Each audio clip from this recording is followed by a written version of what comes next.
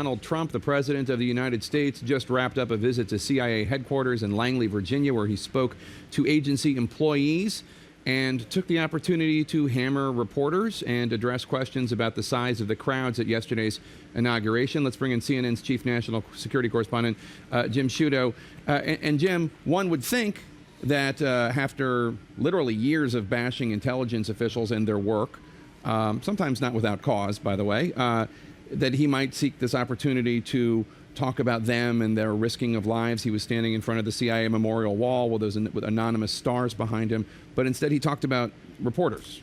Well, he talked about pretty much everything else, right? I mean, as reporters, he talked about favorable news coverage from Fox. He talked about the crowd sizes yesterday, a whole host of things, really from the sort of Donald Trump greatest hits list of rally-like comments, as opposed to this kind of visit, which seemed to have the intention of going to the intelligence community after this rocky relationship, really reaching a peak after his election, these nasty tweets comparing the intelligence community to Nazi Germany, many others, criticizing and questioning their assessment of Russian interference in the election. It would have been very easy to go there and say, you guys are hard-working, you take a lot of risks, I support you. He did say that, mixed in with a lot of other stuff.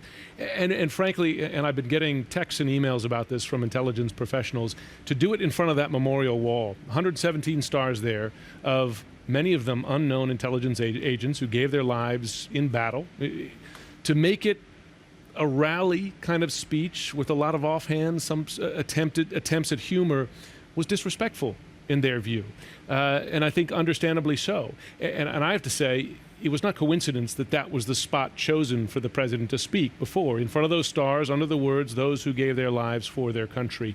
And I'll tell you, I'm sure you have this often happen when you're covering an event on the air.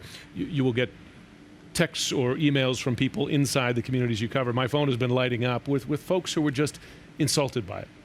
Yeah, and in fact, I think we have some of the sound of President Trump talking about reporters. Let's roll that. As you know, I have a running war with the media. They are among the most dishonest human beings on earth. What?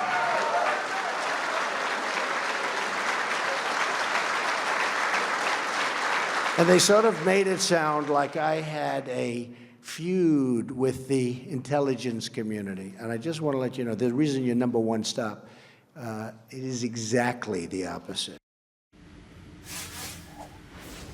Well, we didn't make it sound like he had a feud with the intelligence community. He made it sound repeatedly. He wrote a tweet comparing the intelligence community to Nazi Germany. How is that intelligence in quotes? I mean, it's contrary to the facts, that statement, that we manufactured this disagreement.